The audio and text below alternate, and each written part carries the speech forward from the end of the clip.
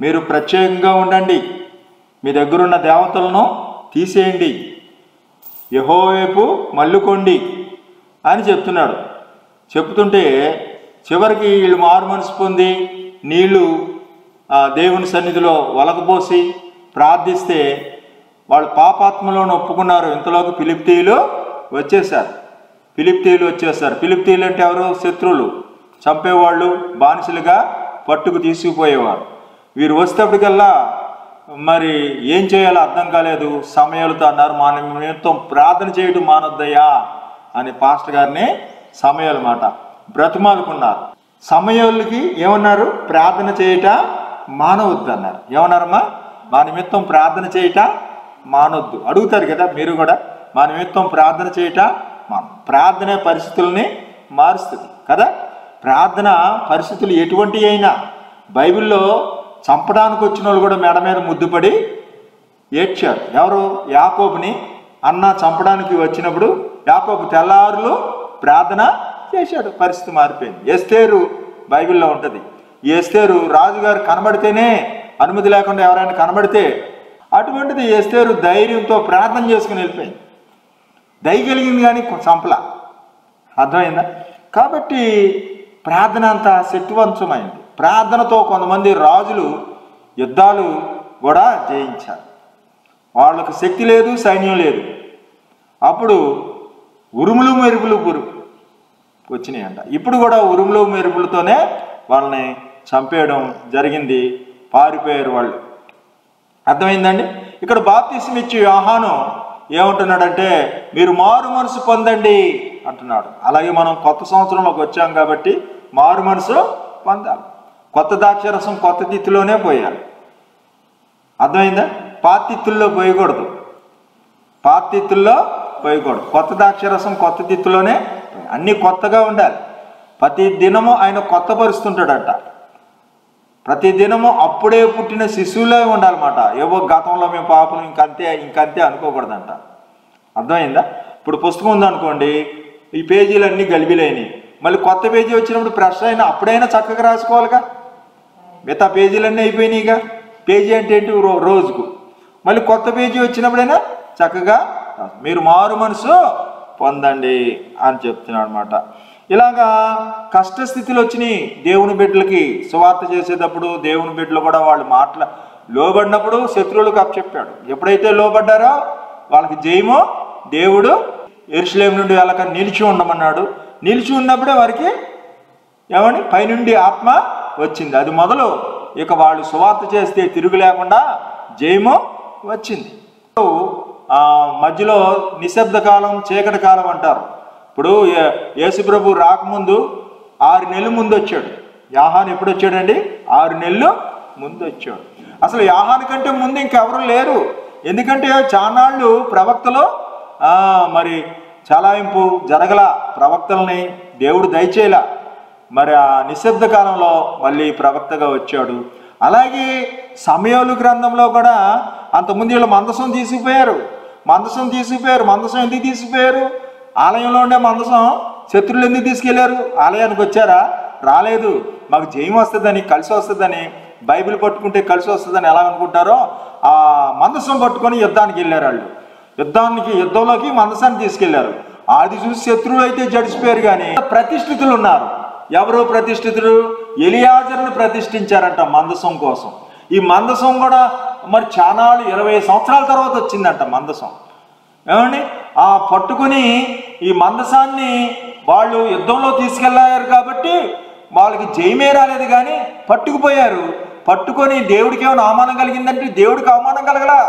అక్కడ దాగోను ఆ దేవత గుడినే మూసేశాడు. ఎందుకని? ఆ దేవత బోర్లు పడింది ఆ మందసం పెడితే.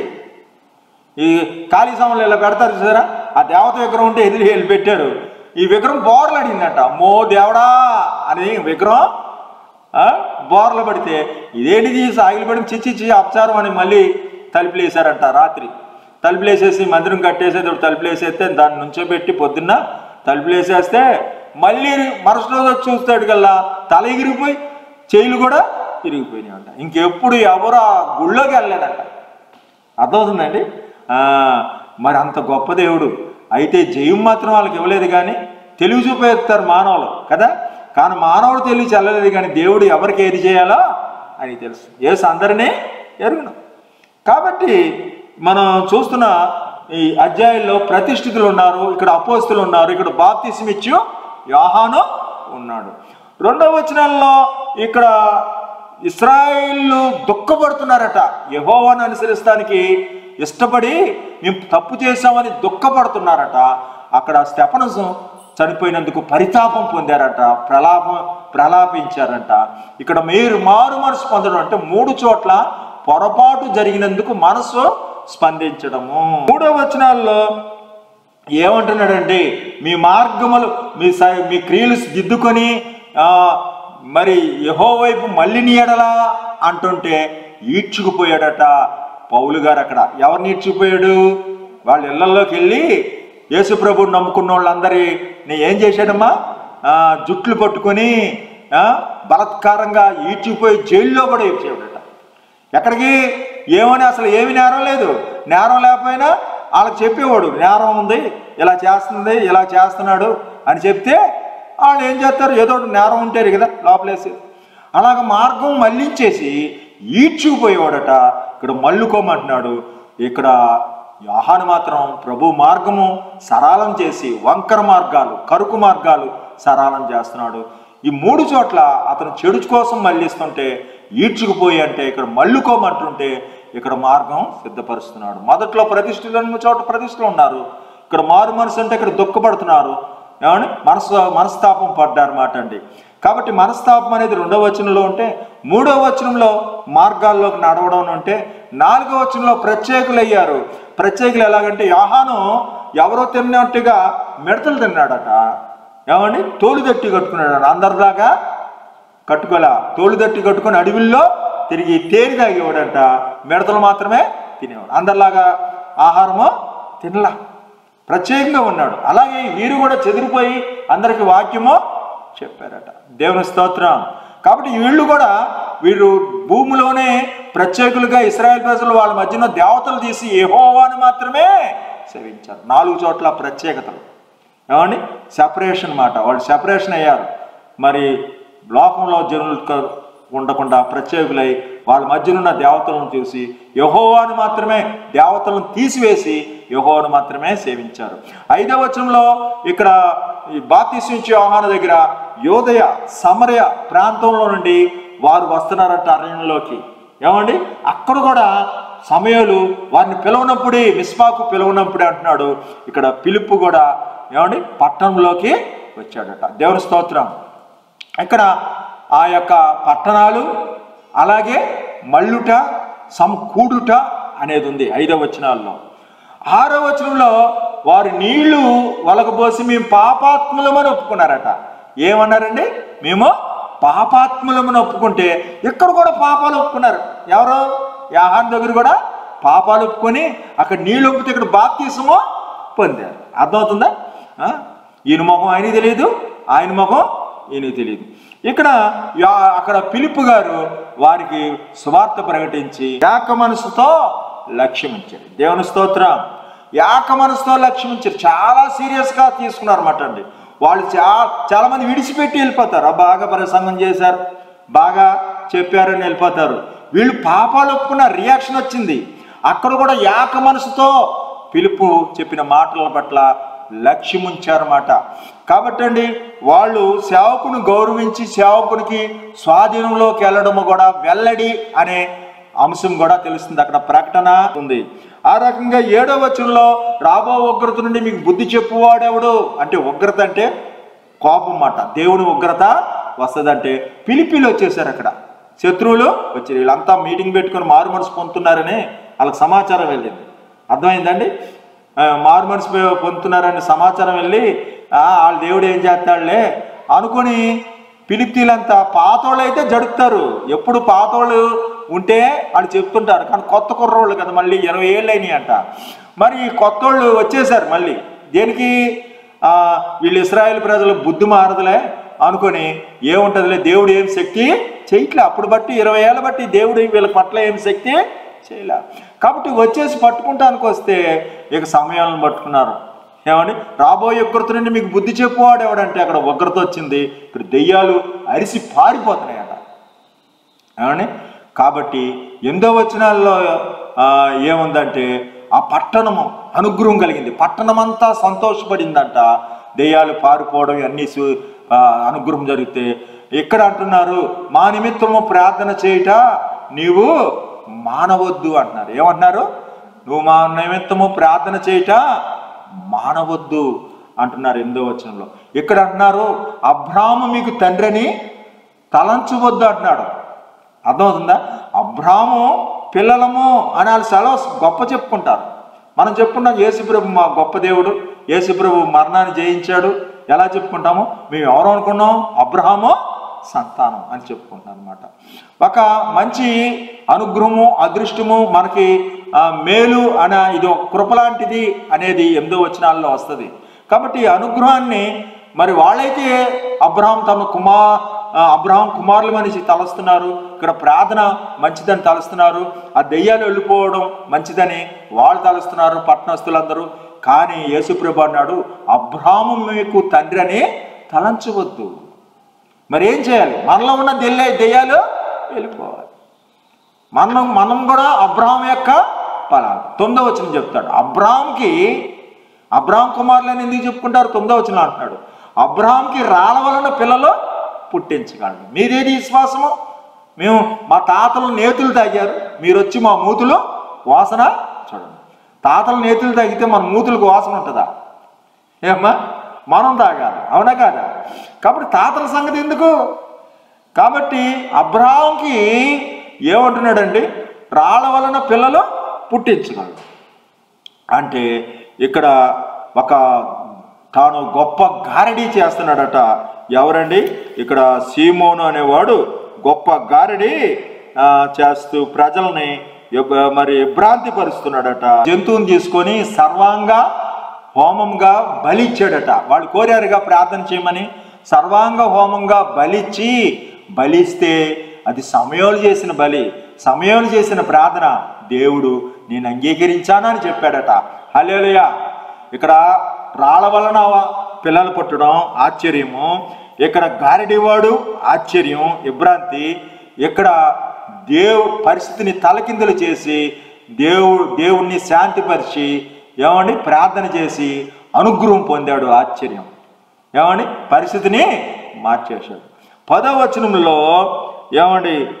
వచనంలో ఏం చెప్తున్నాడంటే ఇతడు దేవుడి మహాశక్తివాడు అని చెప్తుండగా అక్కడ మెండుగా ఉరుములు మురిపించి ఆ శత్రువుల్ని పోగొట్టాడు. దేవుడు మహాశక్తి అనగానే ఉరుములు మెరుపులు శక్తి వచ్చింది. ఇప్పుడే గొడ్డలి వేరునా ఉంచబడి శక్తుల గురించి 3:10 వచ్చింది. ఈ రీతిగా 11వ వచనంలో నా వెనక వచ్చున్నాడు నాకంటే శక్తివంతుడు. ఇప్పుడే గొడ్డల వేరు ఉంచబడింది. నా వెనకాతల వచ్చేవాడు నాకంటే శక్తివంతుడు అంటే వాళ్ళని వెనకాతలే తరిమి సరిహద్దు వరకు తరిమేశారంట వెనకాతలు పడి. ఇక్కడ ఏమంటున్నాడు? నా వెనకాతలు వచ్చేవాడు నాకంటే డామినేషన్, ఆధిపత్యం మాట. ఇక్కడ ఈ గారడీ సిమోను బహు సంవత్సరాలు బహుకాలం ఆధిపత్యం వహించే ఉన్నాడట. ఇక్కడ ఆధిపత్యాల గురించి 11వ వచనాల్లో ప్రజలందరూ లక్ష్య పెట్టారట. మరి ఆ రీతిగా ఆధిపత్యాల గురించి 11వ వచనం. ఇంకోళ్ళు చాలామంది కాలేదు, ఆయనలా పేరు సంపాదించుకున్న వాళ్ళు కాలేదన్నమాట. కాబట్టి 12వ వచనంలో ఆయన చేతిలో ఉందంట. ఆయన చేతిలో ఉండి ధాన్యాన్ని తీసుకుంటున్నాడంట. చెత్తనంతా ఏం చేస్తున్నాడు? ఆరని అగ్నిలో వేస్తున్నాడు. దేవుడు పని చేస్తున్నాడు. ఇక్కడ దేవుడు పని చేస్తున్నాడు. ఎబినేజరే అని ఏం పెట్టారు? రాయ నిలబెట్టి ఏం చేశారండి? దేవుడు హస్తం మనకు సహాయము చేసినని పేరు పెట్టారట, రాయిని నిలబెట్టి. కాబట్టి ఇక్కడ దేవుని పనులు ఇక్కడ చూస్తే దేవుని రాజ్యం గురించి ప్రకటించి, యేసు నామం గురించి ప్రకటించి, పరిశుద్ధాత్మను ఇచ్చి బాప్తిసం కూడా ఎత్తున్నాడు ఫిలిప్పి. ఇక్కడ దేవుని పనుల గురించి 12వ వచనంలో. సరిహద్దులు 13వ వచనంలో సరిహద్దు ఏంటంటే యేసు ప్రభు వస్తున్నాడు. ఎక్కడికి? యేసు ప్రభు కూడా ప్రవక్తే. అర్థమవుతుందమ్మా? యేసు ప్రభు కూడా ప్రవక్తే, యోహాను ప్రవక్తే. కానీ యేసు ప్రభు అంత గొప్ప వ్యక్తి ఎక్కడికి వస్తున్నాడు? ఎవరి దగ్గరికి వచ్చాడు? యోహాను దగ్గరికి బాప్తిసం కోసం వచ్చాడు. అవునా? ఒక నాయకులు ఉంటే ఒకరికొకరు పడదు కొంతమందికి, కానీ ఈయన తగ్గించుకొని ఆయన దగ్గరికి వచ్చాడు. ఇక్కడ కూడా గారడీవాడు ఈ ఫిలిప్పి దగ్గరికి వచ్చి ఎడబాయకుండా ఉన్నాడు. అర్థమైందండి? ఈ గారడీవాడు నాయకుడు కదా, ఊరంతా పేరుంది కదా, ఈ గారడీవాడు కూడా మారిపోయి బోధిని ఈయన పట్ల హత్తుకొని ఉన్నాడంట. దేవుని స్తోత్రం. ఎడపాయకుండా ఉన్నాడట. కాబట్టి ఇక్కడ వారు సరిహద్దుల్లోకి మళ్ళీ రాకుండా ఆగిపోయారంట. మళ్ళీ ఎప్పుడు రాలేదంట సరిహద్దుల్లోకి ఆ సమయాల కాలంలో. ఏమండి? సరిహద్దుల గురించి కనబడుతుంది. ఎందుకంటే ఒకళ్ళ సరిహద్దులోంచి ఒక సరిహద్దుకు వచ్చి వాళ్ళు హత్తుకున్నాడు. గారడీ సిమోనైనా, ఇక్కడ యేసు ప్రభు అయినా, అక్కడ ఫిలిప్పులు కూడా. సరిహద్దులో సమాధానము అనేది వస్తుంది. ఈ మనం 13వ వచనంలో ఇశ్రాయేలు వద్ద నుండి తీసుకున్న పట్టణాలన్నీ వాళ్ళు మళ్ళీ తీసేసుకున్నారంట. వాళ్ళు తరిమేశారు కదా, ఇది వరకు పట్టణాలన్నీ స్వాధీనం చేసుకున్నారు, ఊర్లు దోసేశారు వాళ్ళు. ఆ పట్టణాలన్నీ మళ్ళీ తీసుకున్నారంట.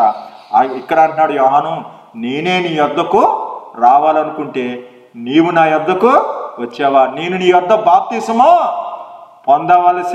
ఉండవలసింది. నేను బాప్తిసం పొందాలిగా నీ దగ్గర, నేనే నీ యొద్దకు రావాలి అని అంటే అక్కడ ఫిలిప్పీల దగ్గర నుండి వారి అంతకుముందు తీసుకున్న పట్టణాలు కూడా తీసేసుకున్నారట. ఇక్కడ వాళ్ళు మారారు, ఊరోళ్ళంతా మారారు అని తెలిసి పేతురు యోహానులను వారి యొద్దకు పంపారట. యొద్దకు అని 3:14లో క్లియర్గా ఉంటుంది. సరిహద్దులు చక్కగా ఉన్నాయి. పాపాత్ములు అంటే పాపాత్ములను చెప్పుకోవడం, అక్కడ ప్రకటించడం, లక్ష్యం ఉంచడం, దైవక్రియ, సత్యంలోకి మరలటం, వాళ్ళు సత్యంలోకి మరలడం 6వ వచనంలో క్లియర్గా ఉంది.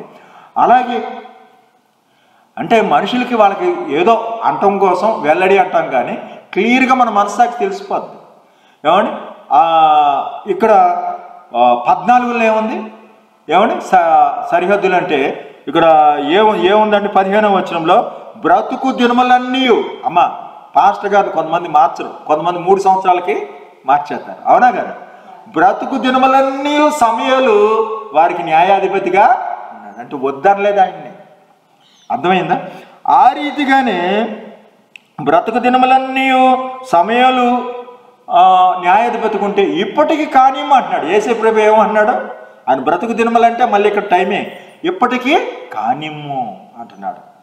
ఏమని? నీతి యావత్తు ఎలాగో అంటే వద్దనలేదు యేసు ప్రభు కూడా. ఆయన ఆటంకపరిచాడు, యోహాను ఆటంకపరిచిన నీతి యావత్తు ఎలాగో జరగను. కాబట్టి మరి సమయాలకు కూడా వద్దనకుండా మరి బ్రతుకు దినములంటి ఉంచారంట. ఇక్కడ మనం చూస్తుంటే 15వ వచనంలో చూస్తే వారి మీద చేతులు ఉంచి ప్రార్థన చేసి వారు పరిశుద్ధాత్మ పొందాలని కోరారట. కాబట్టి కోరిక అనేది 15వ వచనం ఉంది.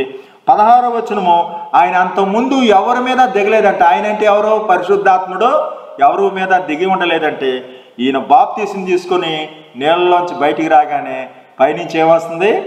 ఏమండి? పావురు వంటి పరిశుద్ధాత్మ వచ్చి ఆకాశం చీలి పావురు వంటి ఆత్మ దిగి వచ్చిందంట. దేవుని స్తోత్రం. అలాగే ఇక్కడ సమయాలు అటు ఇటు తిరుగుచు వారికి న్యాయము పరిశుద్ధాత్మ, ఇక్కడంటే పావురు వంటి ఆత్మ మనకు కనబడుతున్నాయి. పరిశుద్ధతల గురించి, నీతి న్యాయం జరిగించడం, తిరుగుట, ఆవరించుట అనేది కనబడుతుంది. అక్కడ పైనుంచి దిగి రావడం అంటే ఇక అటు ఇటు తిరుగుతున్నాడు. ఆవరించడం అంటే కమ్మడము అనే అర్థములో సరిపోతుంది. 17వ వచనంలో అక్కడ బలిపీఠం కట్టాడంట. ఎక్కడ బలిపీఠం కట్టాడు? ఆయన ఉన్న ప్రాంతంలో బలిపీఠము కట్టాడంట. ఎక్కడ కూడా కేంద్రీకృతం మాట 17వ వచనం. ఇతడు నా ప్రియకుమారుడు, ఇతని మాట ఆలకించు. ఇక్కడ కూడా ఆయన ప్రతిష్ఠించినట్టుగా, అభిషేకం చేసినట్టుగా అందరి ఎదుటంగా చెప్తున్నాడు. అలాగే అక్కడ ఏం చెప్పాడండి? అక్కడ కూడా వారు పరిశుద్ధాత్మను పొందారంట.